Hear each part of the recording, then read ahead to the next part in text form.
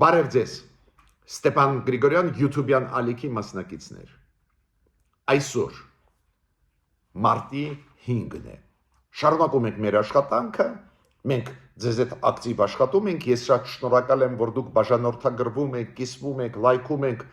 դա զարգացնում է մեր YouTube-յան ալիքը, ու այս ինֆորմացիան, այս մեր վերլուծությունները ել ավելի էֆեկտիվ տարածվում են սփյուռքայության մեջ Հայաստանի Հանրապետության քաղաքացիների մոտ։ Ուրեմն շարունակենք մեր աշխատանքը։ Այսօր ես կխոսեմ պարզա Դոնալդ Տրամփ, Վլադիմիր Զելենսկի հարաբերությունների մասին, բարեբախտաբար կան տենդենսներ դեպի դրական այդ հարաբերությունների մեջ,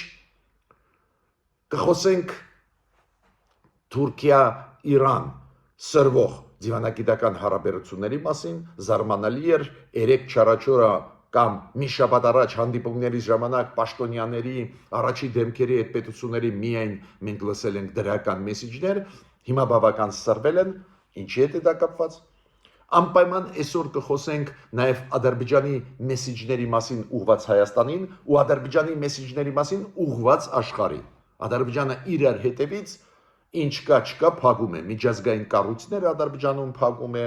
ՄԱԿ-ի տարբեր ստորաբաժանումներ փակում է նաև Ադրբեջանը ռուսական ներկայացությունը Ադրբեջանում կապված Սպուտնիկ Ադրբեջանի հետ, կապված Ռոսսատրուդնիչեստվայի հետ ընկերության օֆիսները փակում են։ Միաժամանակ զարմանալի ձևով Մոսկվայի կենտրոնում կբացվի ինչ-որ ժամանակ հետո Հեյդար Ալիևի արձանը։ Էդ ինչ խաղեր են։ Ադրբեջանը ակնհայտ Ռուսաստանի դեմ կարծես թե անում է քայլեր, Ռուսաստանը բացում է Հեյդար Ալիևի արձանը։ Այդ դրա մասին մենք նաև կխոսենք։ Ու պարզ է, մեր ավանդույթն է այն դրական զարգացումները, որը գնում են կամ Հայաստանում, կամ Հայաստանի շուրջ անպայման նշել, որ մեր հասարակությունը եւ սփյուռքայությունը եւ Հայաստանի Հանրապետության հասարակությունը իմանան, որ զարգացումներ կան, ինչ որ դրական քայլեր արվում են, բավարար է թե չէ, էդ կքննարկենք, որ մենք ապահովենք մեր անվտանգությունը, բայց դրական զարգացումներ միանշանակ կան։ Հիմա սկսեցինք մեր աշխատանքը։ Դուք գիտեք, որ Տրամփը մի օր առաջ դադարեցրեց ժամանակավորապես աջակցություն ռազմական Ուկրաինային, պնդում եմ, որ դա շատ սխալ քայլ էր, որը Տրամփի իմիջը շատ է գցում աշխարհով մեկ, բայց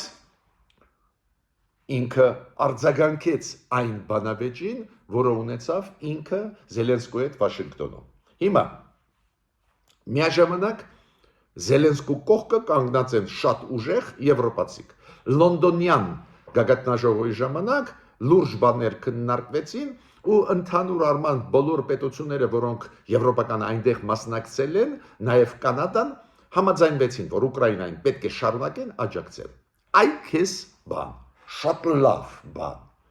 Ցույց է տալիս,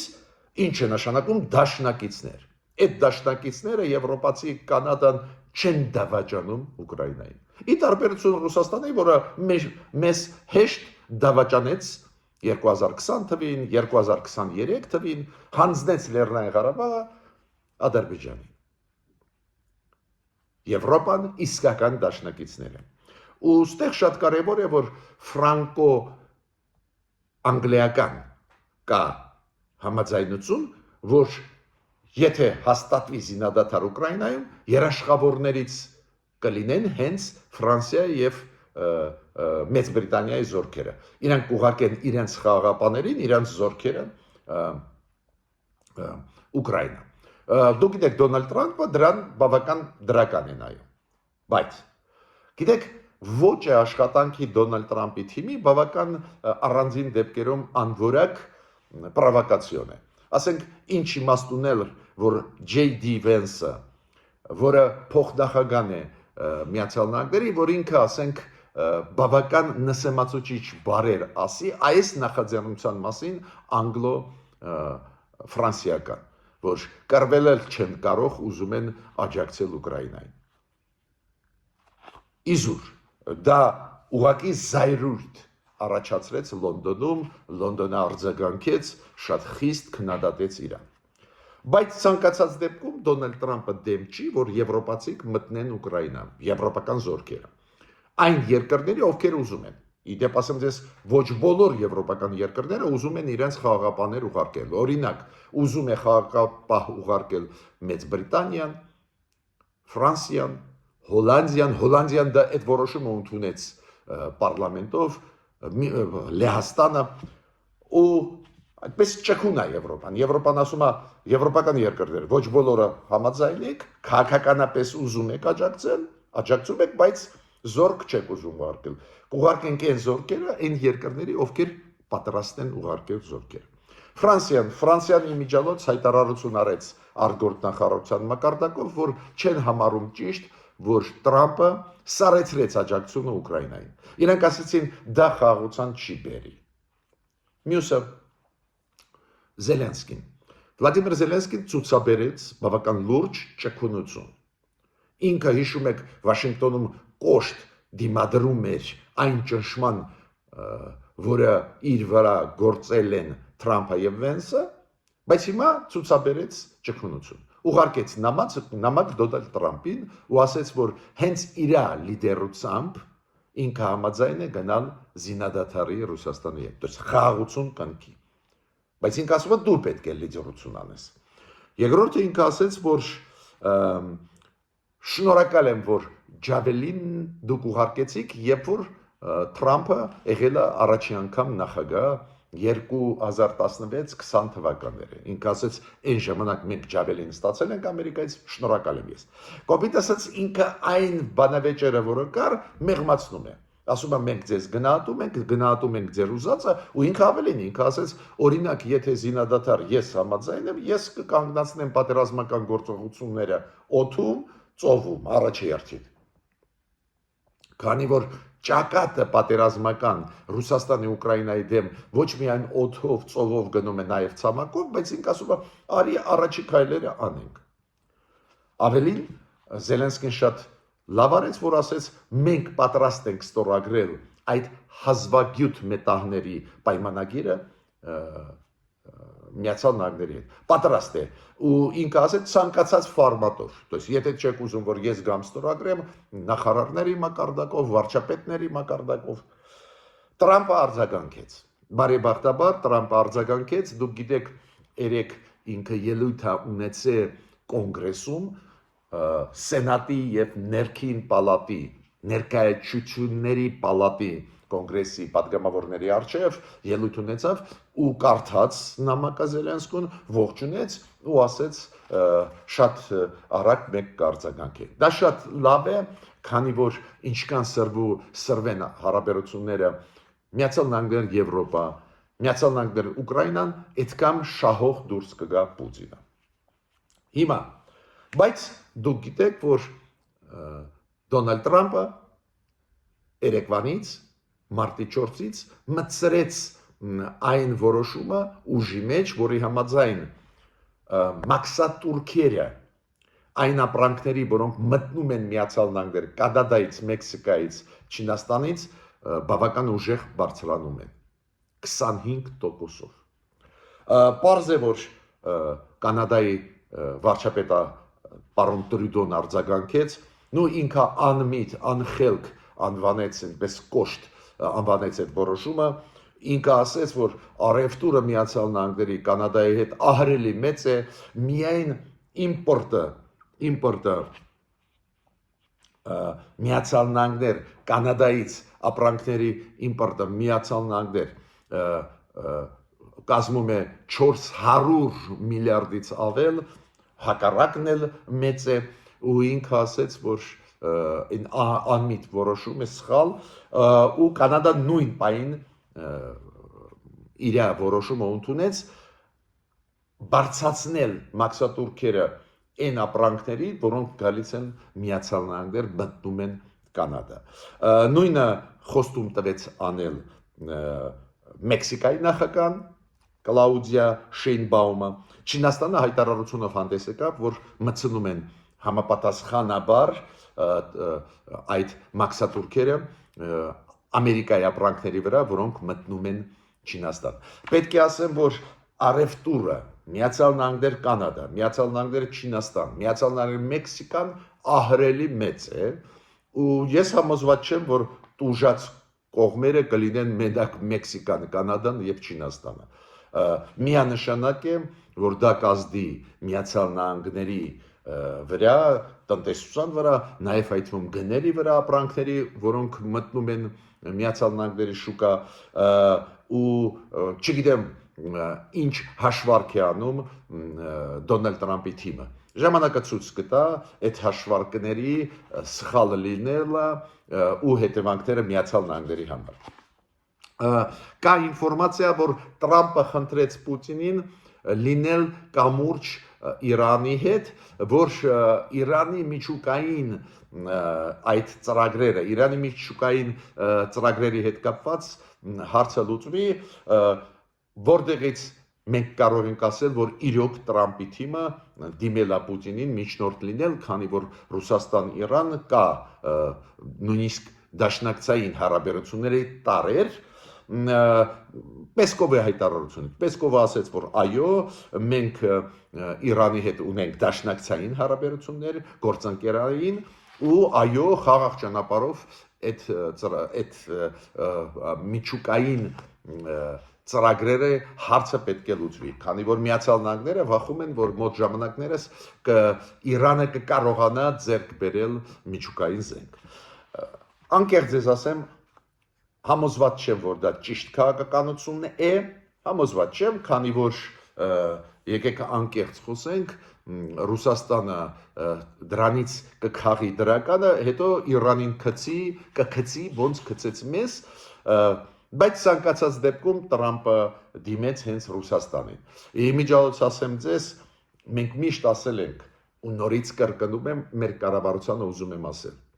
որ մեր լավ հարաբերությունները Իրանի հետ մենք կարող ենք օգտագործել նաև միջնորդ լինելու համար, օրինակ Եվրոպայի եւ Իրանի միջև։ Առանձին հարցերում մենք հզոր երկիր չենք, բայց առանձին հարցերում կարող ենք լինել միջնորդ, օգտակար, նաև Սյունիքում բացվող ճանապարհների կոնտեքստով, նաև այլ կոնտեքստներով, օրինակ հազվագյուտ մետաղների կոնտեքստով, որ Եվրոպան էլ գա, Միացյալ Նահանգներն էլ գան, տեսակ Տրամփի համար ինչքան կարևոր թեմա է այս հազվագյուտ մետաղների ձեռքբերումը։ Ուրեմն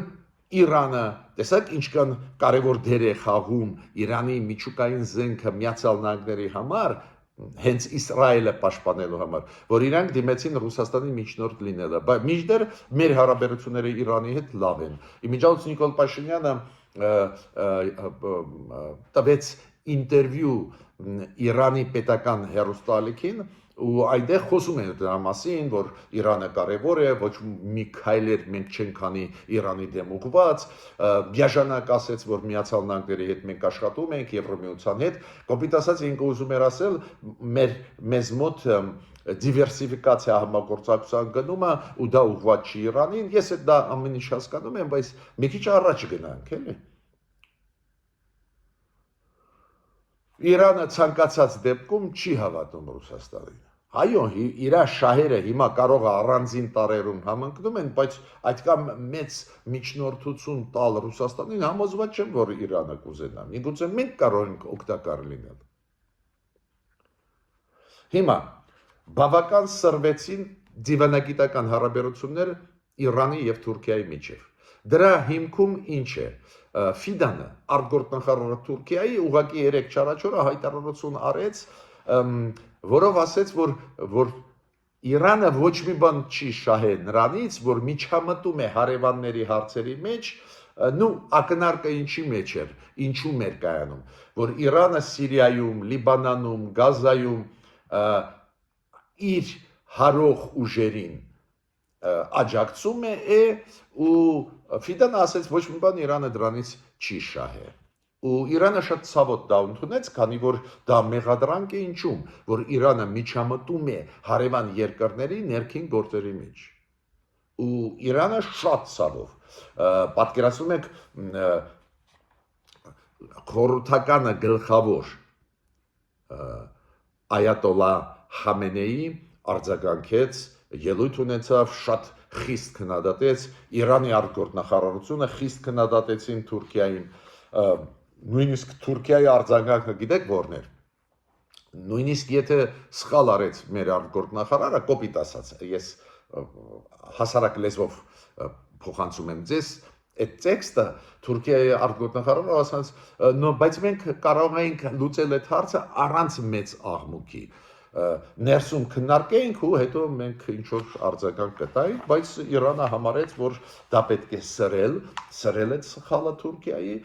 ինչու ես դա ձեզ ասում եմ։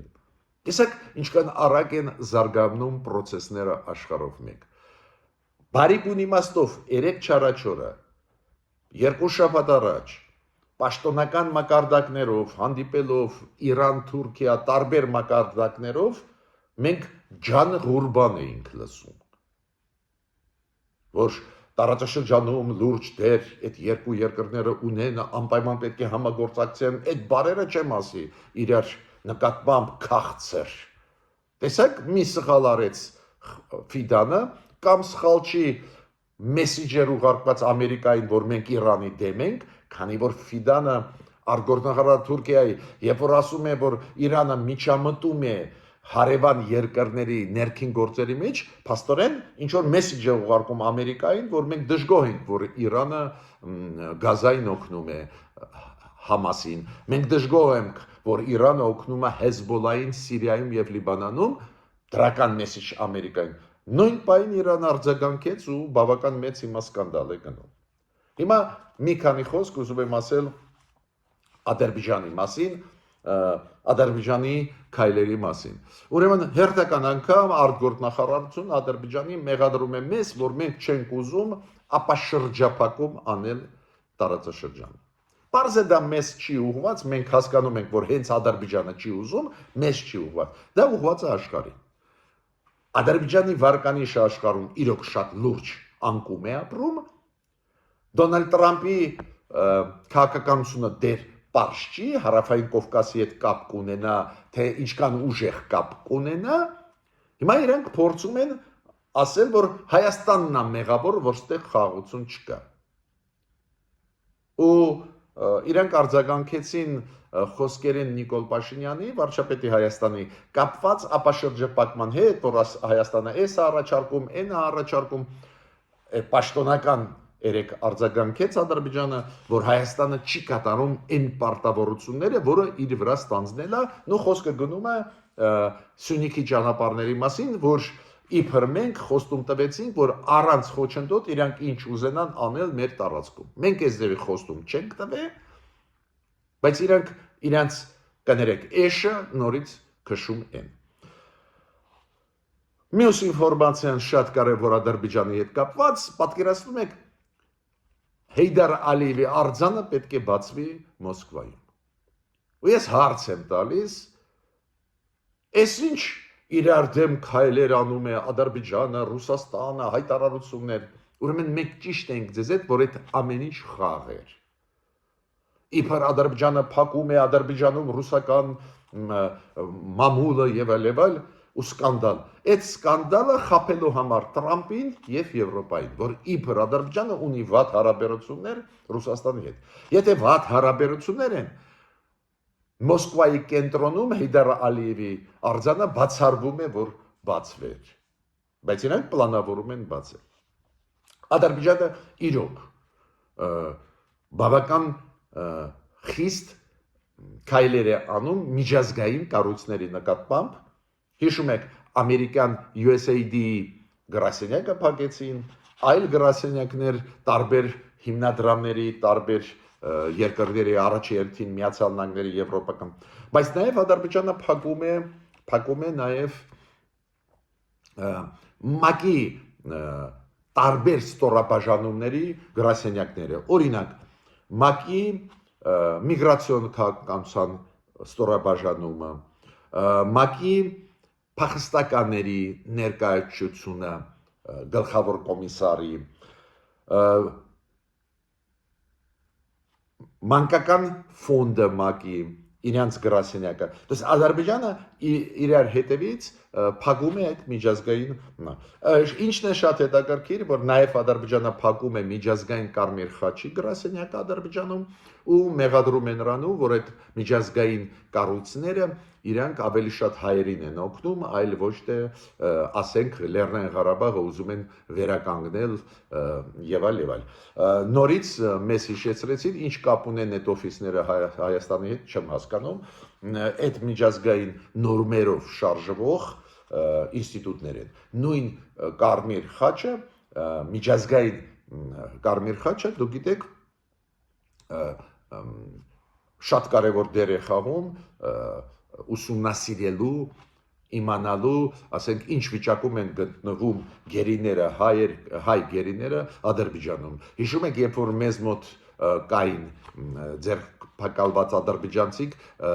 հետո մենք բոլորին իրանց վերադարձրեցինք, բայց երբ որ կային, իրանք գալիս են ստեղ ուսումնասիրում էին։ Ուրեմն Ադրբեջանը ուզում է փակվել ամբողջությամբ։ Հիմա մի քանի խոսք ուզում եմ ասել USAID-ի մասին։ Այդ գործակալության Միացյալ Նահանգների ստորաբաժանում է այդ գործակալությունը կառավարության ստորաբաժանում է, որը զբաղվում է ինչով զբաղվում էր կարևոր աշխատանքով աջակցել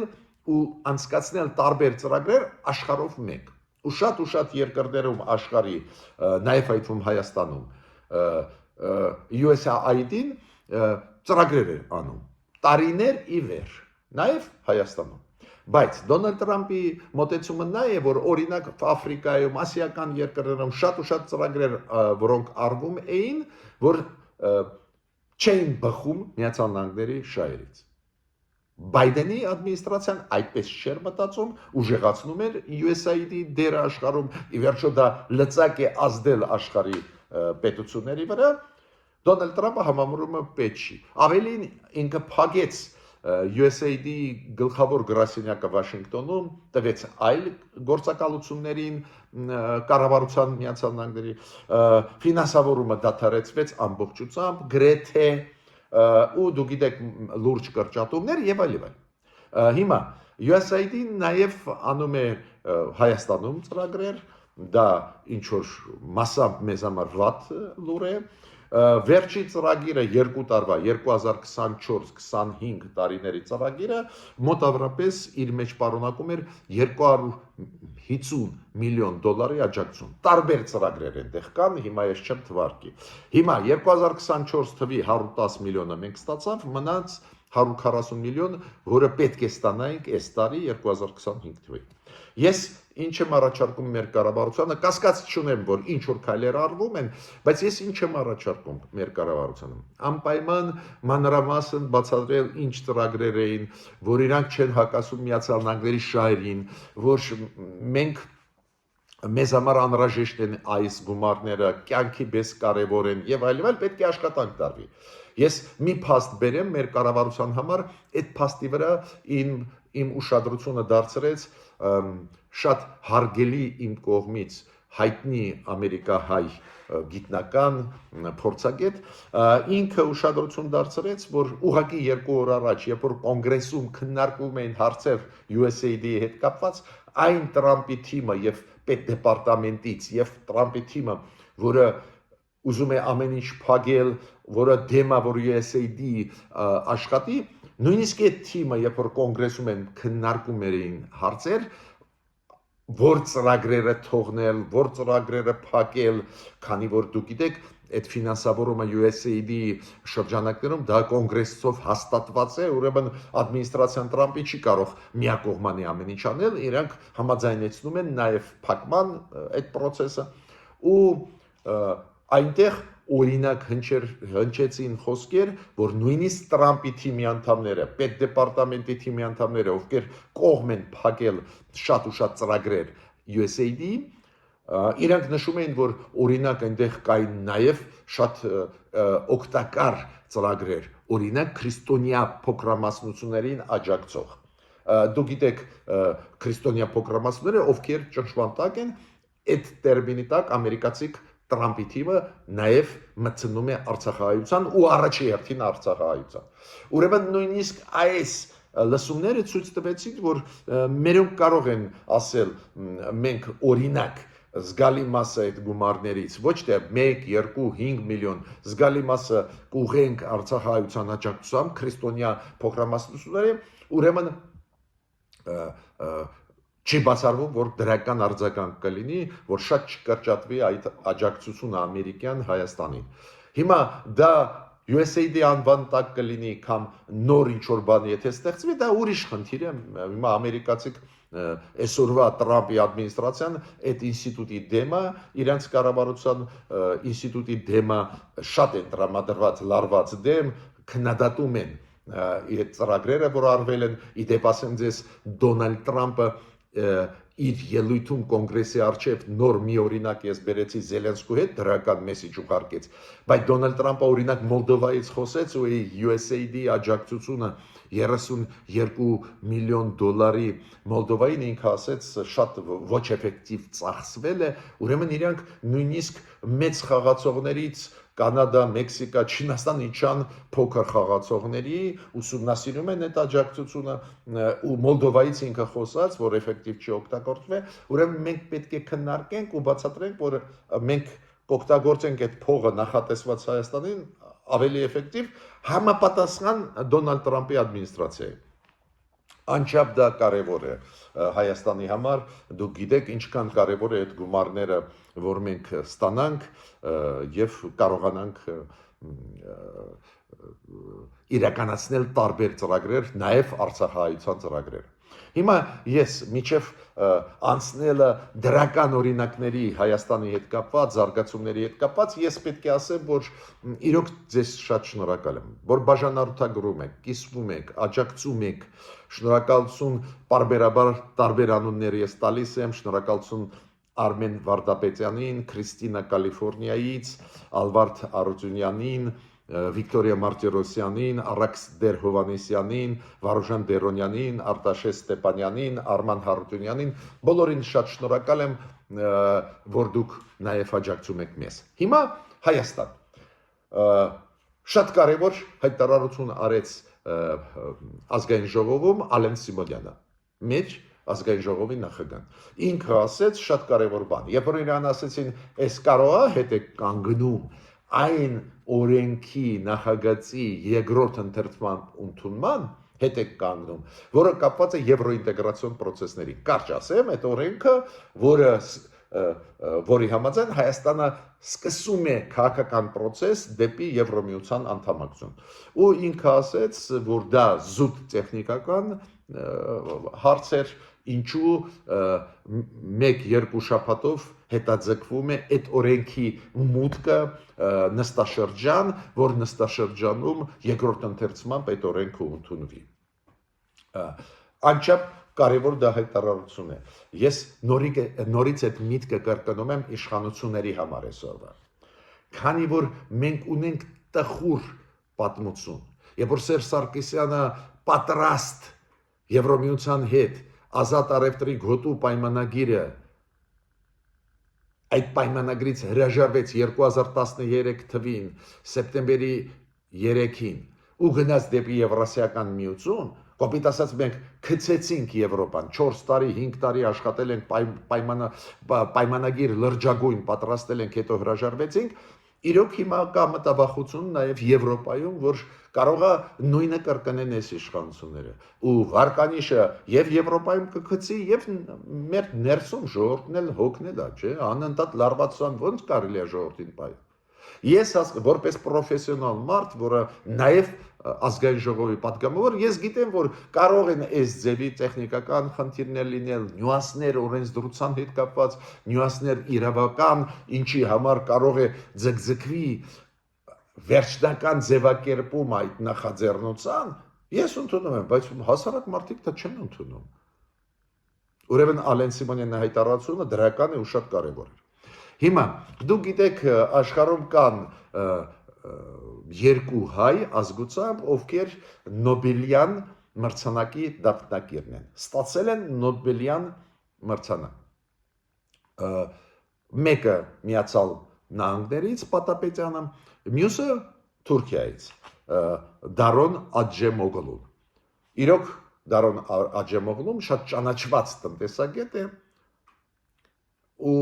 բարձր մենք պարտադում ենք, որ տաղանդավոր ազգ ենք, շատ ու շատ մեր հայեր գիտնականներ ճանաչված աշխարհով մեկ շատ են, նաև տարբեր երկրներում, նաև Միացյալ Նահանգներում, նաև այլ երկրներում ու շատ կարևոր է, որ Դարոն Աջեմօղլուն երբ որ տվեց հարցազրույց այդ հարցազրույցի ժամանակ ինքը վերլուծում էր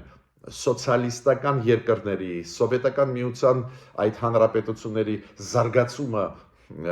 կոմունիստական համակարգից դեպի ժողովրդավարություն, ինքը այնտեղ վերլուծություն տվեց ու ինքը ասեց օրինակ սոցիալիստական ճամբարից Լեհաստանը, Չեխիան այս անցումը, տրանզիտը կոմունիստական համակարգերից դեպի դեմոկրատիա անցան ավելի սահուն, ավելի էֆեկտիվ ու ինքը դա կապում է նաև նրա հետ, որ այս երկրները Եվրոմիության հետ ակտիվ աշխատել են, գնացին դեպի Եվրոմիություն անդամակցելու ու դրա շնորհիվ Եվրոմիության աջակցության շնորհիվ ավելի սահուն անցան, հետո ինքը վերլուծում էր նախկին սովետական միությունում ծնված հանրապետություններ ու ասեց Հայաստանը համեմատ ուրիշների մեծ առավելություն ուներ, ինչի հետ ես Դարոն Աջեմօղլուի հետ համաձայն եմ։ Հայաստանը սոցիալիստական հանրապետությունում կադրերը շատ բարձր մակարդակի են, շատ ու շատ բարձր ինտելեկտուալ պոտենցիալ էր, դա կոչվում է մարդկային կապիտալ եւ հաշվի առնելով մեծ սփյուռքը, որը լծվեց այդ ոգևորությամբ աջակցել Հայաստանին, որ Հայաստանը կոմունիստական ռեժիմից ավելի արագ շուտ անցնի շուկայական հարաբերությունների ժողովրդավարության, բայց ինքը ասեց, ստեղ շատ խոչընդոտներ են, դա պատճառը, որ Հայաստանը նաև հիմա բարդ վիճակում է, խոչընդոտներ կապված նրա հետ, որ շատ էին օգտագործվում կոմունիստական կադրերը նախկին։ Այո, ես իր հետ համաձայն եմ, այդ մենք 90-ական թվերին շատ էին քննարկում կադրերի հարցը, քաղաքականությունը կադրային, ես ստեղ մենակ գումարեմ Դարոնին մեկ բան, ոչ միայն կոմունիստական կադրեր, նաև KGB-ի ագենտներ մտան համակարգ ու ամեն ինչ անում են այս 30 տարի խոչընդոտելու, որ այս անցումը կոմունիստական ռեժիմից, անցումը տնտեսական սահմանափակումներից դեպի ազատ տնտեսություն, ամեն ինչ անում են, որ դա չլինի սահում ժողովրդավարության համաձայն, դա է պատճառը, որ հետո աճեց այդ ալիգարխիզմը, որը ուղղակի ալիգարխիան ուղղակի վտանգ է ցանկացած երկրի անկախության համար, շատ լավ վերլուծություն էր ու շատ լավ է, որ ինքը նաև դրական կողմերը Հայաստանի ռեալությունների ասեց, նաև խնդիրները, որոնք կան։ Մյուսը, ուզում եմ զգուշացնել բոլորիդ, որ Հայաստանը շարունակում է աշխատել միջազգային դատարաններում, նաև միջազգային մարդու իրավունքների դատարանում, նաև միջազգային ՄԱԿ-ի դատարանում, դա շատ լավ է, մենք ունենք համապատասխան ինստիտուտ, որը կառավարության մեջ, որը այս միջազգային դատարանների հետ աշխատանք տանում է, իր ղեկավարը Եղիշե Կիրակոսյանն է, ու ինքը մանրամասն խոսում է նրա մասին այս փուլում, այսօրվա փուլում ինչ է արվում։ Հայաստանը բարեբախտաբար շարունակում է միջազգային դատարաններ գործեր տալ նաև այսօրվա ակտուալ թեմայի հետ կապված մեր գերիները գտնվող Բաքվում, քանի որ մի պահ Հայաստանը չէր ուզում ուղարկել գործեր, փորձում էր լեզու գտնել Ադրբեջանի հետ, Ադրբեջանը ռեալ մերժեց ու Հայաստանը նորից սկսեց ակտիվ աշխատել միջազգային դատարանների հետ, ինչը մենք բազմիցս բարձրացրել ենք, ասել ենք։ Եվրոմիության հիշում եք շատ հայտնի EPF ծրագիրը, նոր ծրագիրը, որը մենք անում ենք Եվրոմիության հետ, հիմա այդ ծրագիրը այլ ձևով մենք գիտենք, այլ անվան տակ, դա խաղաղության հիմնադրամի ծրագրեր են։ Երբ որ մեր բանակի հետ կապված ռեֆորմների հետ կապված Եվրամիությունը մեզ աջակցում է։ Անցած տարի 10 միլիոն դոլարի օգնություն տվեցին շատ կարևոր ոլորտում, ռազմական բժշկության ոլորտում, հոսպիտալ կառուցելու։ Հիմա Կայակալասը արտգործնախարարը Եվրամիության հայտարարել է այս տարի 10 միլիոն դոլարի կարգի այդ ոլորտում։ Անչափ կարևոր ոլորտ մեր բանակը խելքի բերել, ժամանակակից բանակին համաձայնեցնել։ Քաղաքապետը Մարսելի Բենուա Պայանն է, ինչքան հասկանում ազգությամբ հայ, մեսիջ ուղարկեց, որ քույր քաղաքներ Երևան Մարսելը պատմությունը ուժեղ համատեղ կապվածություն ունի, այս մեսիջները անչափ կարևոր են մեր սփյուռքահայերի ազդեցիկ մեծ դեր ունեցող տարբեր երկրներում, Միացյալ Նահանգներն, Ֆրանսիան, Ավստրալիան, այլ եվրոպական երկրներ, որտեղ որ համայնքը իրոք ակտիվ գրագետ է, նույնիսկ այդ պետությունները, որտեղ համայնքները կարող են մեծ չեն քանակությամբ, բայց ազդեցիկ են, քանի որ պարլամենտի անդամներ ունենք, չեմ շարունակես Արգենտինայով, Գերմանիայով, Շվեդիայով, Լիտվայով, Լեհաստանով, Վրաստանով ազդեցությունը մեծ է ու շատ լավ է, որ քաղաքապետը Մարսելի, որի արմատները հայկական են, ինքը այդ մեսիջը ուղարկում է։ Այդ մեսիջը ուժեղացնում է մեր դիրքերը նույն Ֆրանսիայում։ Կանադայի լրագրողը Նիլ Հաուերը քեսաբում էր։ Այդ հիշում եք Սիրիայի հայաբնակ քաղաք, փոքր, որտեղ որ մեր ժառանգությունը լուրջ հին կա, մոտ Թուրքիայի սահմանին, հիշում եք գրոհանները Թուրքիայից մտան, ավիրեցին այնտեղ, բայց քեսաբե հայերը վերադառնում են, ապրում են, ու այդ Կանադայի լրագրողը դրա մասին պատմեց, հոդված գրեց, այդ շատ կարևոր է, քանի որ մեծ տարածաշրջանում, որը կոչվում էր Արևմտյան Հայաստան, հիմա դա արևելյան մասն է Թուրքիայի, որը նաև Օսմանյան Թուրքիայի ժամանակ մեծ դեր էր խաղում այս արևմտյան Հայաստանը, հայաբնակ վայրերը, քաղաքները, ու այդ պատմության մասին ինքը գրում է։ Անչափ դա կարևոր է, դա ցույց է տալիս, որ մենք շատ հարուստ պատմություն ունենք, կարող ենք հպարտանալ, միաժամանակ ստեղծել, ուժեղացնել անկախությունը, Հայաստանը շատ պրագմատիկ քաղաքականություն վարել։ Ես ավարտեցի այսօրվա իմ ելույթը, միջ նոր հանդիպումներ։